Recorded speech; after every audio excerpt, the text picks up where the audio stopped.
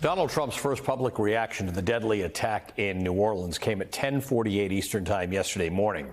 The incoming president wrote on his social media site, quote, "When I said that the criminals coming in are far worse than the criminals we have in our country, that statement was constantly refuted by Democrats and the fake news media. But it turned out to be true. The crime rate in our country is at a level that no one has ever seen before," end quote.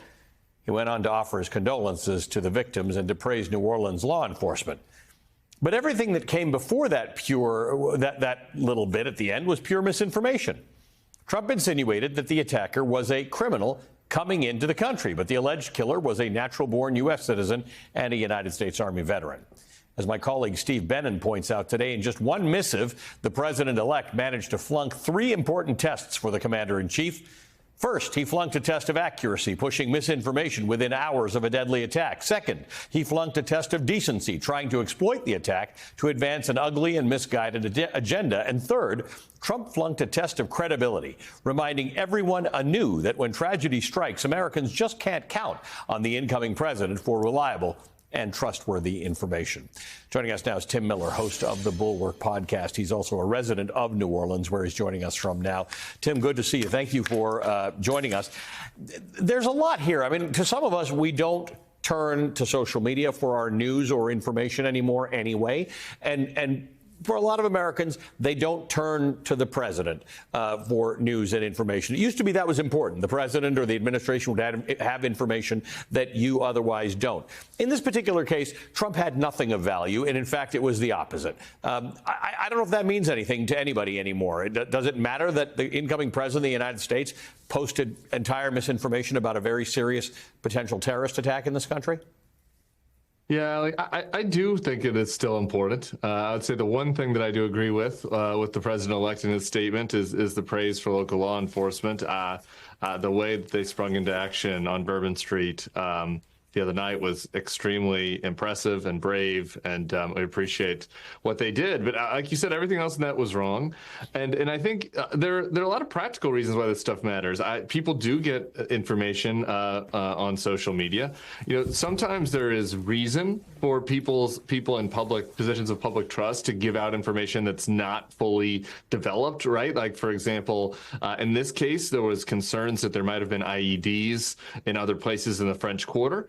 And so, you know, during the press conference, you know, the FBI and the governor and were speaking about that. And that was important for those of us who live here, you know, to know that there's maybe still risk out there. It turned out that was not the case. Thank God.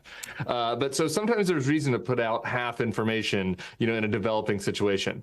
There is never reason to smear random groups of people based on false information, based on nothing to advance a political agenda. And that is what Trump did, right? That there was a report about the car maybe having crossed the border. And so immediately he starts using this horrible, deadly attack before we even know the names of the victims as a cudgel to advance his hateful political agenda against migrants. And it's just, it's horrific. And I think that it actually does matter, because in these moments, there are some people that are turning to him. There's some people that are turning to social media for information, and that matters in these moments. You know, back in 2016 or so, we all didn't like the idea that social media might be the head of the snake in terms of misinformation. But even back then, they made noises about not doing so, about curating their information and trying to stop misinformation. And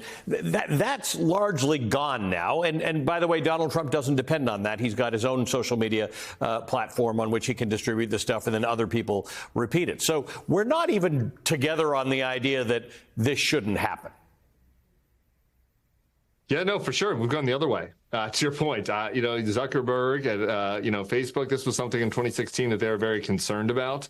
And, you know, now they've completely backtracked. They've actually said that their biggest mistake was doing too much moderation during COVID. That is Zuckerberg's view now. Mark Andreessen, who's on the Facebook board, is now a close advisor to Trump. Obviously, Elon Musk has bought Twitter, and false information is thriving on that platform. term. So no, we do not have that that kind of those common areas of facts, a common desire to want to only have facts out there.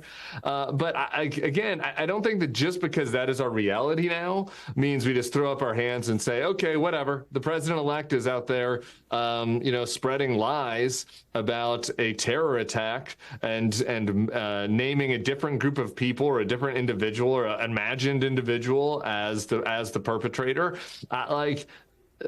We have to speak clearly about what these problems are. Just because he won this election, just because these social media oligarchs have decided they don't want to do anything, does not mean that we just have to descend into dystopia and accept it, especially in these moments of tragedy.